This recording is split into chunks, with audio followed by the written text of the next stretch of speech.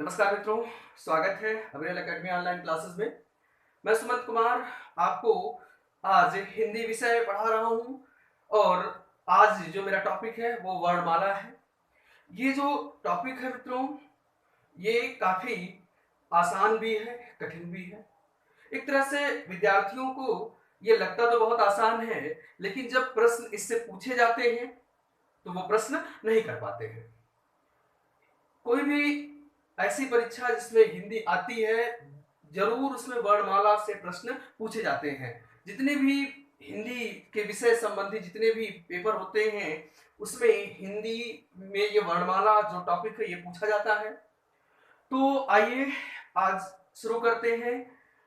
आपको मैं धीरे धीरे करके पढ़ाऊंगा। आज जो वर्णमाला मैं शुरू कर रहा हूं, इस वर्णमाला जो लेक्चर है इसके दो टॉपिक होंगे, ठीक है, दो भाग होंगे। ये जो दो भाग होंगे, ये आज जो लेक्चर है ये पूरी तरह से स्वरों पर आधारित होगा वर्णमाला की।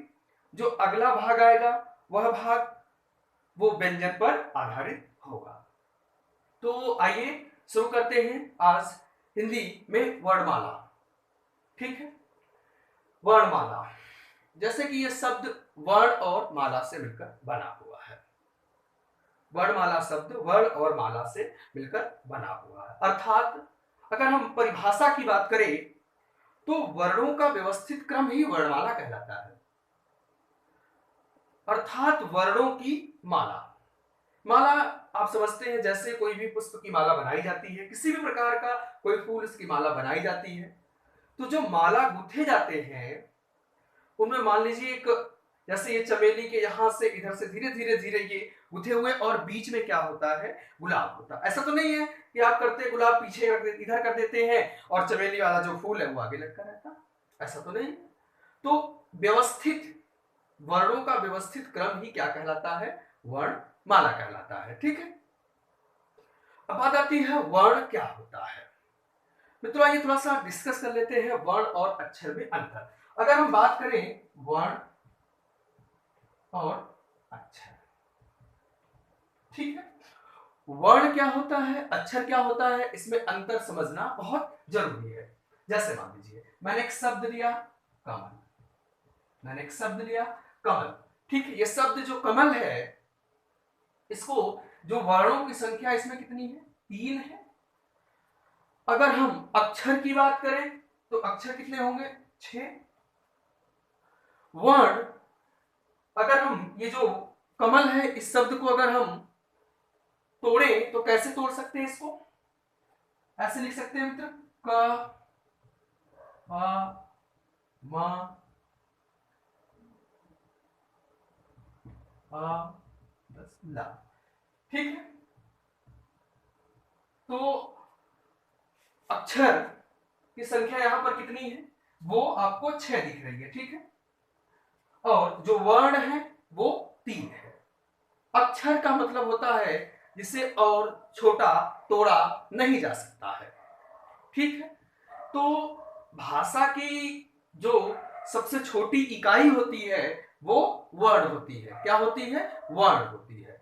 भाषा की जो सबसे छोटी इकाई होती है वो क्या होती है, वर्ण होती है। जैसे कि मैंने यहां पर लिख रखा है, हिंदी भाषा में प्रयुक्त सबसे छोटी इकाई क्या कहलाती है, वर्ण कहलाती है, ठीक है। बार बार ये प्रश्न पूछा भी जाता है।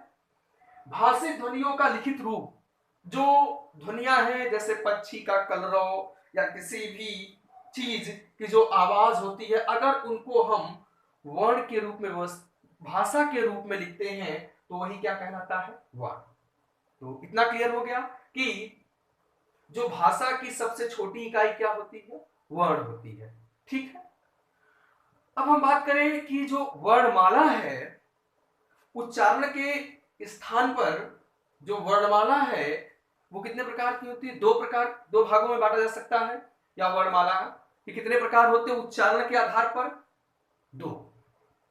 उच्चारण के आधार पर वर्णमाला कितने प्रकार से होती है, 2 प्रकार। तो उच्चारण के आधार पर वर्णमाला स्वर और व्यंजन, ये दोनों प्रकार क्या है, स्वर और व्यंजन। अगर हम बात करें वर्णमाला में कुल शब्द, कुल वर्णों की संख्या, तो कुल वर्णों की संख्या कितनी होती है, 52। वर्णमाला में कुल वर्णों की संख्या कितनी होती है? 52 होती है। और अगर हम बात करें स्वरों की संख्या, तो स्वर कितने होते हैं? बार बार पूछा जाता है। तो स्वरों की संख्या कितनी होती है? 11 होती है। और व्यंजनों की संख्या कितनी होती है? 33 होती है। लेकिन अगर आपसे पूछा जाए कुल वर्ण कितने होते हैं, तो कुल वर्णों की संख्या 52 होती है। ठीक है मित्रों। अब हम बात करें स्वर की, तो जो स्वर है वो 3 प्रकार के होते हैं: ह्रस्व स्वर, दीर्घ स्वर और प्लुत स्वर। ह्रस्व स्वर, दीर्घ स्वर और प्लुत स्वर। अब ये पहले ये कैसे निर्धारित होता है कि ह्रस्व स्वर कौन सा होगा, दीर्घ स्वर कौन सा होगा, प्लुत स्वर कौन सा होगा? तो अगर हम बात करें पहले स्वरों के उच्चारण स्थान के मित्रों, तो जो स्वरों के उच्चारण स्थान होते हैं, वो जो वर्ण होते हैं, इन वर्णों को जो बोलने में मदद करते हैं, वो हमारे फेफड़े की जो प्राण वायु होती है वो मदद करती है, और उसमें स्वर तंत्रिका भी मदद करती है। अब स्वर क्या होते हैं? ऐसे वर्ण जो बिना बाधा के ही बोले जाते हैं, अर्थात उनको बोलने में कहीं भी अवरोध उत्पन्न नहीं होता है। और अगर हम बात करें व्यंजन की, तो ऐसे वर्ण जो बाधा के साथ बोले जाते हैं, अर्थात जो स्वरों के साथ बोले जाते हैं। तो इतना तो आपको समझ में आ गया होगा कि जो स्वरों का उच्चारण है वो अबाध गति से होता है। किस गति से होता है? अबाध गति से। जबकि व्यंजनों का उच्चारण स्थान बाध गति से होता है। अब हम स्वरों की बात करें तो एक छोटा सा उदाहरण लेते हैं। जैसे मान लीजिए सुबह जब मुर्गा उठता है और आवाज कैसे देता है? कुकड़ुक कु। तो जो कु है, ये जो शब्द है, इसको ही हम ह्रस्व स्वर कहते हैं। कुड़ुक जो शब्द है, इसको अगर हम दीर्घ स्वर कह दें, और जो कुकड़ुकू जो शब्द है वो प्लुत स्वर है। बहुत आसान है समझना। कुकड़ुकू शब्द से आप इनको समझ सकते हैं। लेकिन अगर हम व्याकरण के आधार पर बात करें तो उस समय ध्वनि की इकाई तो डेसिबल थी नहीं, तो फिर इनका जो उच्चारण स्थान है वो मात्रा काल के आधार पर माना जाता था। जैसे अगर हम स्वर की बात करें तो जो स्वर होते हैं इनका उच्चारण स्थान एक मात्रा काल होता है। कितना होता है मित्रों? स्वरों का उच्चारण स्थान एक मात्रा काल होता है। जिनके उच्चारण स्थान में मात्रा काल कितना हो? एक हो, उन्हें ह्रस्व स्वर कहते हैं। जिनके उच्चारण स्थान में दो मात्रा काल हो, उन्हें दीर्घ स्वर कहते हैं। जिनके उच्चारण स्थान में मात्रा काल दीर्घ स्वरों से अधिक हो, उन्हें प्लुत स्वर कहते हैं। तो उस समय ह्रस्व स्वर, दीर्घ स्वर और प्लुत स्वर की जो पहचान है वो मात्रा के आधार पर की जाती थी। ठीक है। अब अगर हम बात करें ह्रस्व स्वर, हमने बताया आपको कि हिंदी में जो स्वरों की संख्या होती है, स्वरों की संख्या कुल 11 होती है। उसमें जो ह्रस्व स्वर है आ, ई, उ, री, इनकी संख्या 4। ह्रस्व स्वरों की संख्या कितनी होती है? 4 होती है। ह्रस्व स्वर को ही मूल स्वर भी कहा जाता है। अगर आपसे पूछा जाए कि मूल स्वरों की संख्या, तो जो मूल स्वर है इनकी संख्या कितनी होती है? 4 होती है। मित्रों, संस्कृत भाषा में जो ह्रस्व स्वर हैं इनकी संख्या 5 आ, ई, उ, री। लेकिन हिंदी में जो मूल स्वर होते हैं या ह्रस्व स्वर होते हैं, इनकी संख्या कितनी है? 4 है। हिंदी में जो ली है उसे विलुप्त स्वर माना जाता है। मित्रों, मैंने क्या बताया आपको? विलुप्त स्वर। विलुप्त स्वर, तो जो विलुप्त स्वर है ये ली है। ध्यान रखिएगा, विलुप्त स्वरों की संख्या कितनी हो गई? एक। कितनी हो गई? एक। अगर आपसे पूछा जाए विलुप्त स्वर कितने होते हैं हिंदी में, तो विलुप्त स्वर एक होते हैं। आइए बात करते हैं दीर्घ स्वर की। दीर्घ स्वरों की संख्या कितनी होती है? जो दीर्घ स्वर होते हैं उनकी संख्या जो होती है वो 7 होती है। कितनी होती है? 7 होती है। आ ई उ ए ऐ ओ औ। फिर से देखिए, आ ई उ ऐ ओ औ। ठीक है। अगर आपसे बात किया जाए कि मूल दीर्घ स्वर कितने होते हैं, मूल दीर्घ स्वर, जो दीर्घ स्वर होते हैं वो मूल दीर्घ स्वर प्लस संयुक्त स्वरों से मिलकर बने होते हैं। तो मूल दीर्घ की संख्या कितनी होती है? तो आप यहां पर देख रहे हैं 1 2 3। आपका जवाब क्या होगा? मूल दीर्घ स्वरों की संख्या कितनी होती है? 3 होती है। और ये जो 4 स्वर है ए ऐ ओ औ, इनकी जो संख्या होती है वो कितनी होती है? ये 4 होती है। वो जो 4 स्वर होते हैं इन्हीं चारों स्वरों को संयुक्त कहा जाता है, संयुक्त स्वर कहा जाता है। ए ऐ ओ औ। ए ऐ ओ औ, ये जो स्वर लिखे हुए हैं ये दीर्घ स्वरों को ही क्या कहा जाता है? ये संयुक्त स्वर ही कहा जाता है, ये संयुक्त स्वर कहलाते हैं। अब बात आई जो संयुक्त स्वर है ए, ये किससे मिलकर बना? जो संयुक्त स्वर ए है ये आ या बड़ा आ, ई या ई से मिलकर बना होता है। अगर हम ऐ की बात करें तो आ और आ प्लस ए से मिलकर बना होता है। अगर हम बात करें ओ की तो आ प्लस उ या ऊ से मिलकर बने होते हैं। अगर हम औ की बात करें तो औ आ या आ प्लस ओ से मिलकर बने होते हैं। मित्रों, संस्कृत में ये जो संयुक्त स्वर होते हैं इनका उच्चारण स्थान अलग होता है। इनको जो उच्चारण किया जाता है वो अलग तरह, हिंदी में हम करते हैं ए ऐ ओ औ। कैसे? ए ऐ ओ औ। अगर यही उच्चारण स्थान अगर हम संस्कृत में करें तो कैसे करेंगे? ए ऐ ओ औ। कैसे करते हैं? ए ऐ ओ औ। तो आपने सुना होगा ग्रामीण क्षेत्रों में जब व्यक्ति कहता है कि हमारी औरत, क्या बोलता है? औरत बहुत अच्छी है। तो औरत, तो वही विन्यास वर्णों का, ये जो स्वरों का विन्यास है वो यहीं से आता। औरत, आ और उ का प्रयोग करते हुए इस तरह से बोला जाता है। पैसा, पैसा हम सामान्य तरीके से बोलते हैं पैसा, लेकिन पैसा कहीं ना कहीं ई का जिक्र होता है, वो यहां से होता है पैसा। क्लियर हुआ? तो संयुक्त स्वर कितने होते हैं? 4। संयुक्त स्वर कितने होते हैं? 7। और मूल स्वर कितने होते हैं? 4। संयुक्त स्वर और दीर्घ स्वर और दीर्घ स्वरों की संख्या कितनी होती है? तो दीर्घ स्वरों की संख्या कुल 7 होती है। संयुक्त स्वर उसमें कितने होते हैं? 4। मूल स्वर कितने होते हैं? मूल स्वर 4 होते हैं। तो 7 दीर्घ स्वर और 4 ह्रस्व स्वर मिलकर के स्वरों की संख्या कहलाती है 11। तो स्वर क्लियर हुआ कितने होते हैं? तो स्वरों की कुल संख्या आप बताएंगे 11।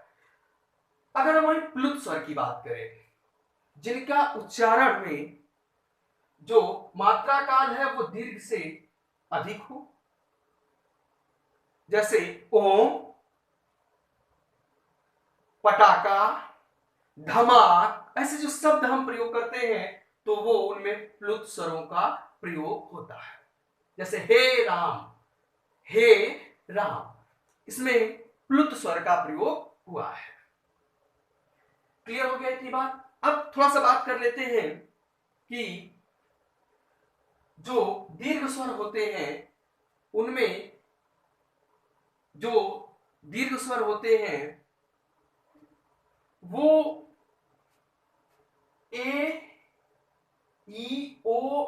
ए ओ औ से मिलकर बना ही है, साथ ही साथ इनके उच्चारण स्थान में जो ये चार है वो किस तरह से भिन्न है। आप इतनी बात समझ चुके होंगे, ठीक है। चलिए आगे बात करते हैं आगत स्वर। ऐसे स्वर जो अन्य भाषा से हिंदी में आए हुए हैं या अन्य भाषा से हिंदी में लिया गया है।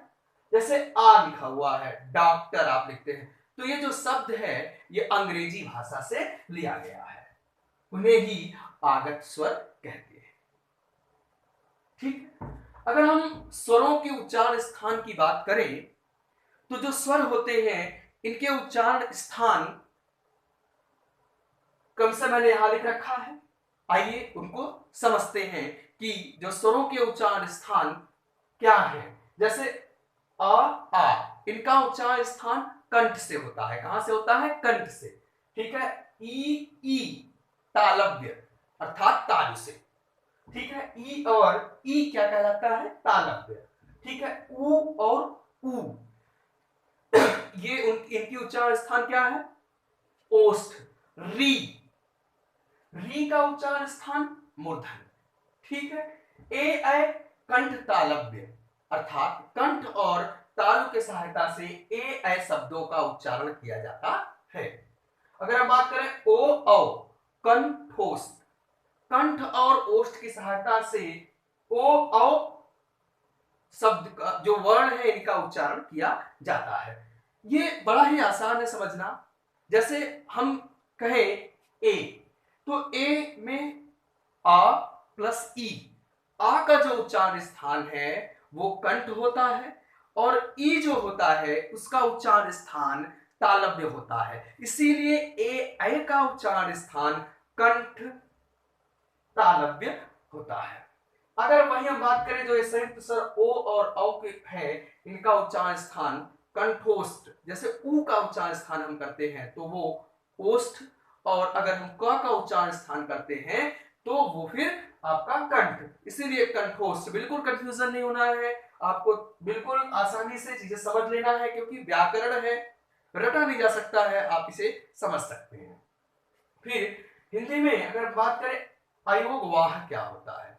अयोगवाह ऐसे वर्ण जिनका गठबंधन किसी से हो ही नहीं सका, अर्थात वो ना तो आप ह्रस्व स्वर में इनको, ना तो दीर्घ स्वर में, ना तो प्लुत स्वर में, अर्थात अयोगवाह जिनको हम किसी के साथ नहीं, आयोग बिना योग के, जो बिना योग के होते हैं उन्हें कहलाते हैं अयोग, वही कहलाते अयोगवाह, इनका किसी के साथ योग नहीं हुआ। तो ये अयोगवाह की संख्या कितनी होती है? 2 होती है। अयोगवाह एक अनुस्वार, दूसरा विसर्ग। तो अयोगवाह की संख्या आपको पता चल गई। अयोगवाह होते क्या है? जो जिनका किसी के साथ गठबंधन न हुआ हो, ऐसे वर्ण अयोगवाह कहलाते हैं, ठीक है। स्वरों में अयोगवाह की संख्या कितनी होती है? 2। अब बात आई अयोगवाह में जो अनुस्वार अंक है इसका उच्चारण स्थान किसके समान होता है? तो जो अंक होता है इसका उच्चारण मां के समान होता है। कैसे होता है? मां के समान होता है। अह का जो उच्चारण स्थान होता है वो आधा हा के समान होता है। तो आपको बिल्कुल पता चल गया कि अह और अंक का उच्चारण स्थान किसके समान होता है। मित्रों आप इसका स्क्रीनशॉट भी ले सकते हैं। आप ये जो भी मैं पढ़ा रहा हूं आप इसे नोट करते चलिए, और साथ ही साथ आप अगर दिन प्रतिदिन आप इस पर प्रैक्टिस करेंगे हिंदी पर, तो हिंदी बड़ा रुचिकर सब्जेक्ट है। ये एक ऐसा विषय है जिसमें अधिक से अधिक नंबर लाया जा सकता है, बशर्ते आपको मेहनत करनी होगी। ठीक है मित्रों, धन्यवाद। फिर मिलते हैं अगले, इसका जो दूसरा भाग है व्यंजन, वो मैं आपको नेक्स्ट डे जरूर पढ़ाऊंगा। तब तक आप इस मेरे वीडियो को शेयर करिए, लाइक करिए, सब्सक्राइब करिए और अपने मित्रों तक जरूर पहुंचाइए ताकि उनको भी अधिक से अधिक लाभ मिल सके। धन्यवाद।